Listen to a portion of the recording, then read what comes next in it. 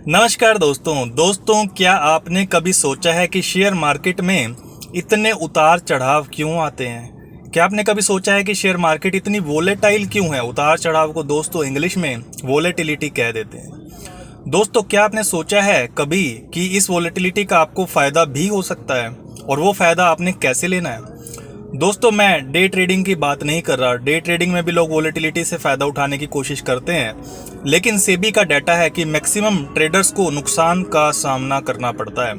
लेकिन दोस्तों, एक तरीका है इन्वेस्टर्स के लिए जो लंबे टाइम के लिए इन्वेस्ट करते हैं कि वो किस तरीके से वोलेटिलिटी का फ़ायदा उठा सकते हैं, शेयर मार्केट में उतार चढ़ाव का फ़ायदा उठा सकते हैं। तो दोस्तों, पहले हम बात करते हैं कि शेयर मार्केट में इतने उतार चढ़ाव क्यों आते हैं। दोस्तों, पिछले हफ्ते 10 दिन के अंदर टाटा मोटर्स का जो शेयर है 10, 12, 15% तक गिर चुका है। तो क्या कंपनी के बिजनेस मॉडल में इतनी बेकार कुछ ऐसा हो गया है? क्या कंपनी का कोई प्लांट बंद हो गया? क्या कंपनी अब गाड़ी कम प्रोड्यूस कर रही है 5-10%? क्या कंपनी की सेल कम हो गई 10-15%? क्या कंपनी का मार्जिन घट गया 10-15%? क्या उसका कोई बढ़िया सा मैनेजर था बोर्ड में, कोई मालिक का कोई पार्टनर था, कोई चला गया है जो अच्छा सा आदमी था, काम बढ़िया करता था? क्या सरकार ने कोई ऐसी पॉलिसी बना दी है जो कंपनी के बिजनेस को मोटा लॉस करवा देगी? दोस्तों, इन सब सवालों का जवाब है नहीं। इनमें से दोस्तों टाटा मोटर्स के साथ कुछ भी खास ऐसा नहीं हुआ। इसी प्रकार से दोस्तों मैं और एग्जांपल देता हूं आपको। पीएसयू शेयर्स होते हैं पब्लिक सेक्टर अंडरटेकिंग से, यानी सरकारी कंपनियों के। 2 सालों से दोस्तों ये जबरदस्त भाग रहे थे और अब पिछले 1-2 महीनों से ये चल नहीं रहे। तो भैया, क्या इनके शेयर्स में अब कुछ ऐसा हो गया फंडामेंटली? कोई सरकारी कंपनी पहले 1 महीना पहले तो बहुत ही बढ़िया बिजनेस कर रही हो, अब उनका बिजनेस अचानक से खराब हो गया हो। कोल इंडिया पहले तो बड़ा कोयला प्रोड्यूस कर रही हो, अब उसने बंद कर दिया हो। एनटीपीसी पहले बहुत बिजली बना रही हो, अब ना बना रही हो। भैया, सरकारी कंपनी रेलवे को पहले ऑर्डर्स मिल रहे हो, अब ना मिल रहे हो।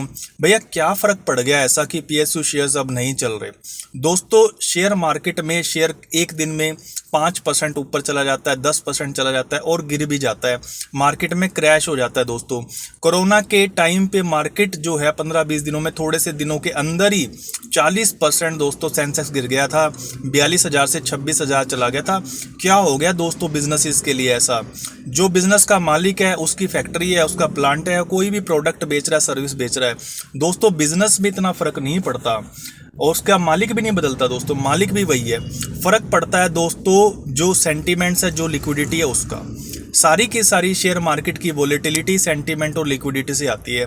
आपने ज़मीन का एक प्लॉट ले लिया, प्लॉट का रेट या तो 4-5 साल बढ़ता ही जाएगा, उसके बाद 4-5 साल स्टैटिक रहेगा। ऐसा नहीं होता कि भैया हर 6 महीने में प्राइस घट रहा है, बढ़ रहा है। रोज रोज की तो बात छोड़ दीजिए, प्राइस 4-5 सालों तक प्रॉपर्टी में ऊपर जाते हैं, फिर 5-7 साल तक स्टैटिक रहते हैं। वोलेटिलिटी नहीं है। गोल्ड में प्राइस ऊपर नीचे होता है, लेकिन इतना नहीं होता, इतना ज़्यादा क्रैश नहीं होता दोस्तों। और बैंक में तो आपका पैसा सेफ है, थोड़ा थोड़ा करके ही बढ़ता है। फिर शेयर मार्केट में इतनी वोलेटिलिटी उतार चढ़ाव क्यों? दोस्तों, मैंने बताया कि इतनी वोलेटिलिटी इस वजह से है क्योंकि लिक्विडिटी चेंज हो रही है, क्योंकि सेंटीमेंट लोगों का, जो इन्वेस्टर्स है, जो शेयर मार्केट में पार्टिसिपेट करते हैं, आपके जैसे लोग, मेरे जैसे लोग, म्यूचुअल फंड वाले, बैंक्स वाले, इंश्योरेंस कंपनी वाले, फॉरेन इंस्टीट्यूशनल इन्वेस्टर्स, दोस्तों इनका मूड माहौल चेंज होता रहता है। मूड माहौल का मतलब है कि भाई इनका सेंटीमेंट कैसा है, ये मार्केट को लेके क्या सोचते हैं। भैया, इस मार्केट में बड़े सारे तो नए भी लोग होते हैं जो पिछले 2-4 साल में आए हैं, 5 साल से कम में आए हैं। इनके पास ना ज़्यादा नॉलेज है ना एक्सपीरियंस है, तो ये लोग तो भैया सेंटीमेंट के बेस पे या जो भी इनका छोटा मोटा एक्सपीरियंस होता है उसके बेस पे ट्रेडिंग करते रहते हैं, इन्वेस्टिंग करते रहते हैं, मार्केट में पार्टिसिपेट करते हैं। तो दोस्तों, सेंटीमेंट किसी भी चीज़ को ऊपर ले जाता है और सेंटीमेंट किसी भी चीज़ को नीचे ले जाता है। इसी प्रकार से लिक्विडिटी का भी दोस्तों रोल होता है। अब दोस्तों, सेंटीमेंट पे प्रभाव पड़ता है कि भैया जैसे किस चीज़ का प्रभाव पड़ सकता है सेंटीमेंट पे। मान लीजिए सब कुछ बढ़िया बढ़िया हो रहा है, बड़े सारे लोग शेयर मार्केट में पैसे लगा रहे हैं किसी सेगमेंट में, वो सेगमेंट चल जाता है तो लोगों को ये लगने लग जाता है कि यार इस सेगमेंट में ना कुछ खास बात है, तो लोगों का सेंटीमेंट उसके लिए काफ़ी पॉजिटिव हो जाता है। यही बात दोस्तों पीएसयू सेक्टर के साथ पिछले 2 सालों में हुई है। अब क्या हुआ, शुरू में पीएसयू सेक्टर बड़ा सस्ता था 2018 में, 20 में, 21 में। फिर क्या हुआ, कुछ लोगों ने उसको खरीदना शुरू कर दिया, उससे पीएसयू के शेयर प्राइस बढ़ने शुरू हो गए। अब फ्लोटिंग स्टॉक कम था तो थोड़ी सी डिमांड से प्राइस जो है पीएसयूज का ज़्यादा बढ़ गया, काफ़ी बढ़ गया। अब जो दूसरे लोग बाहर बैठे हुए थे उनको लगा भैया पीएसयू में तो पता नहीं क्या खास हो रहा है, नैरेटिव्स बनने लग जाते लोगों के, कहानियां बनने लग जाती हैं कि भैया मोदी ने पीएसयू में बहुत चेंज कर दिया है, उसकी वजह से इसका शेयर प्राइस तो 10 गुना बढ़ जाना चाहिए।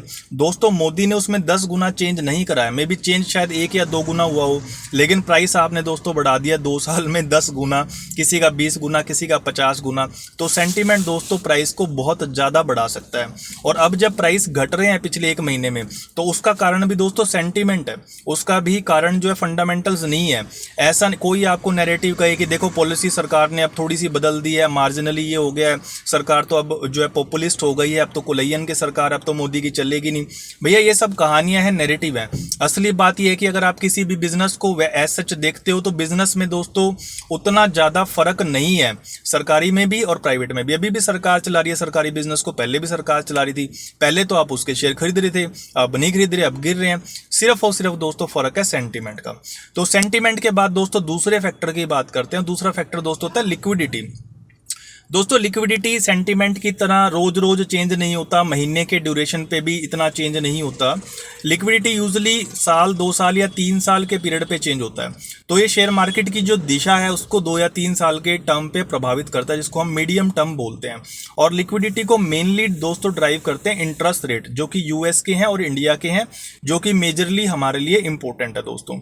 अब यूएस में क्या हुआ कि महंगाई बहुत ज़्यादा बढ़ गई दोस्तों 2020 के बाद, 21 में, 22 में।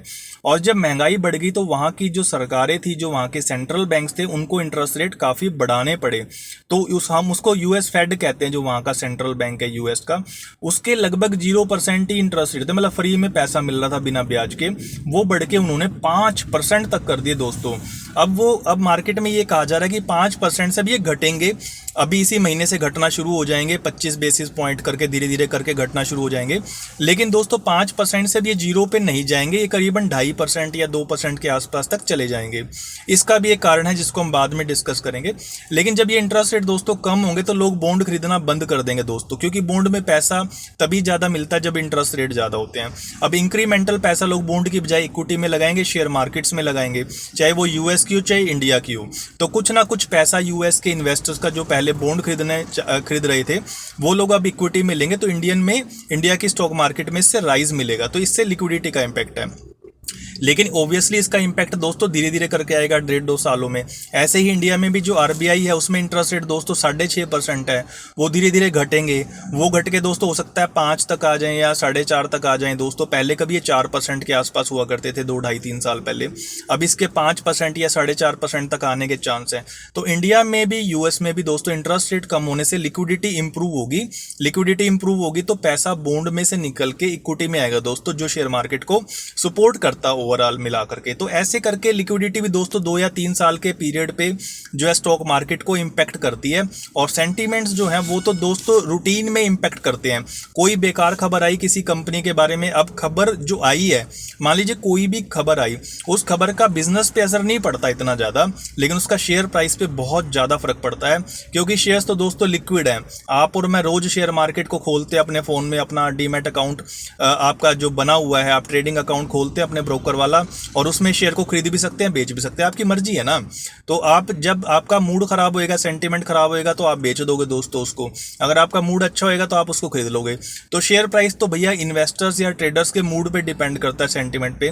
लेकिन बिजनेस के बारे में आप कुछ नहीं कर सकते, बिजनेस को मैनेजमेंट चला रही है, तो बिजनेस में इतने बदलाव नहीं होते। अब दोस्तों क्वेश्चन ये है कि ये जो वोलेटिलिटी है, जो शेयर मार्केट में उतार चढ़ाव इतने आ रहे हैं, आपको उसका फायदा कैसे होगा। मैंने कहा भी डे ट्रेडिंग तो आप कर नहीं सकते। तो दोस्तों अगर आप इन्वेस्टर हो ना, तो आपको ऐसे मार्केट में सेगमेंट्स ढूंढने पड़ेंगे जहां पे अभी सेंटीमेंट और लिक्विडिटी नेगेटिव है, यानी कि सेंटीमेंट और लिक्विडिटी उसको सपोर्ट नहीं कर रहे, लेकिन बिजनेस अच्छा है दोस्तों। मान लीजिए प्राइवेट बैंक्स हैं, उनका बिजनेस बहुत अच्छा है, मतलब कि लोन ग्रोथ का लगा लीजिए, उनका डिपॉजिट लगा लीजिए, सारा कुछ उनका बढ़िया, मैनेजमेंट लगा लीजिए, ट्रैक रिकॉर्ड लगा लीजिए, रिटर्न ऑन इक्विटी जो रेशोज होती हैं भाई, वो अपनी कैपिटल पे कितना कमा रहे हैं, और उनके प्रोडक्ट की डिमांड लगा लो, कंपटीशन लगा लो, सब कुछ दोस्तों बढ़िया उनका। ठीक है, फंडामेंटल एनालिसिस आपने कर लिया बिजनेस का, लेकिन उनके तरफ अभी के टाइम पे सेंटीमेंट्स नहीं है, लिक्विडिटी उनके पास नहीं जा रही है। है, तो आप ऐसे शेयर्स का चुनाव करोगे दोस्तों। आप प्राइवेट बैंक्स खरीद लोगे, आप ऐसे सेक्टर्स और भी ढूंढोगे मार्केट में जहां पे इतनी ज़्यादा लिक्विडिटी या सेंटीमेंट्स अभी पॉजिटिव नहीं है। क्योंकि दोस्तों ये तो साइकिल है, आज लोग किसी चीज़ को लेके ज़्यादा पॉजिटिव हैं, कल को किसी और चीज़ को लेके ज़्यादा पॉजिटिव हो जाएंगे। तो आने वाले टाइम में जब दोस्तों लोग बैंकिंग को लेके पॉजिटिव होंगे तो बिजनेस की ग्रोथ का तो आपको मिलेगा ही मिलेगा। शेयर प्राइस में जो रिटर्न होता है, सेंटीमेंट के नेगेटिव से पॉजिटिव होने का भी दोस्तों आपको रिटर्न मिलेगा। यानी कि इसको टेक्निकल भाषा में कहें तो पीई री रेटिंग हो जाती है, यानी कंपनी का शेयर उसके अर्निंग के मुकाबले ज़्यादा तेजी से भागता है अगर सेंटीमेंट दोस्तों पॉजिटिव हो जाते हैं। तो आपको सिर्फ रोटेशन का वेट करना होता है कि भैया अभी सेंटीमेंट पॉजिटिव नहीं है, आने वाले टाइम में यहाँ पे पैसा आएगा, थोड़ी बहुत लिक्विडिटी आएगी इंटरेस्ट रेट कम होने से, तो आने वाले टाइम में लोगों का सेंटीमेंट भी पॉजिटिव हो जाएगा, तो यहाँ पे एक्स्ट्रा रिटर्न बनेगा। जितने बिजनेस के रिटर्न है, बिजनेस मान लीजिए 15% कमा रहा है प्रॉफिट, तो आपका रिटर्न 25% बन सकता है, क्योंकि अब सेंटीमेंट आपके फेवर में है। उसके उल्टा अगर आप ऐसी जगह पे इन्वेस्ट करते हो जहाँ पे ऑलरेडी सेंटीमेंट पॉजिटिव है, भैया जो पॉजिटिव है वो और कितना पॉजिटिव होएगा, तो उसके तो फिर आगे नेगेटिव ही होने के चांस है। जैसे इंफ्रास्ट्रक्चर है, PSUs हैं, इनमें कुछ कुछ नेगेटिव हो भी गया है। अब स्मॉल एंड मिड कैप है, सारी दुनिया भैया वहां भाग रही है, और कितना भागोगे, अल्टीमेटली मेन रिवर्जन होएगा कि वहां पे सेंटीमेंट पॉजिटिव जो चल रहा है उससे नेगेटिविटी की तरफ ही जाएगा। तो वहां पे स्मॉल कैप में, मिड कैप में आपने नहीं जाना दोस्तों, ऐसे सेगमेंट्स में एंट्री करो जहां पे सेंटीमेंट अभी नेगेटिव है, आगे पॉजिटिव होएगा। तो जो सारी वोलेटिलिटी है, सारा उतार चढ़ाव है, वो सेंटीमेंट का उतार चढ़ाव है दोस्तों। जहां पे सेंटीमेंट पुअर है वहां पे एंट्री ले लो, और जब वहां पे सेंटीमेंट दोस्तों बहुत ज्यादा पॉजिटिव होने लगे तो वहां से दोस्तों एग्जिट मार के दोबारा से नए सेक्टर्स की तलाश करो दोस्तों। तो ये थी हमारी वीडियो, शेयर मार्केट में वोलेटिलिटी क्या है, क्यों होती है, और आपको इसका फायदा कैसे हो सकता है। अगर आप अंडर वैल्यूड सेक्टर्स आज लेते हो जहां पे सेंटीमेंट्स आज के टाइम पे पुअर है, तो आप 5 साल के लिए होल्ड करो। आप निफ्टी के रिटर्न को या निफ्टी 500 के रिटर्न को दोस्तों खाली इसी फैक्टर से दोस्तों बीट कर दोगे, आपका अल्फा जनरेट हो जाएगा। आपको किसी फंड मैनेजर की, किसी चीज़ की जरूरत नहीं है। आपको जरूरत है दोस्तों प्रॉपर पेशेंस की, 4-5 साल होल्ड करने की। कोई ट्रेडिंग नहीं करनी, ना कोई सरकार को टैक्स देना, ना कोई ब्रोकर को ब्रोकरेज देना। धन्यवाद दोस्तों, 12 मिनट की वीडियो हो गई। Thank you very much.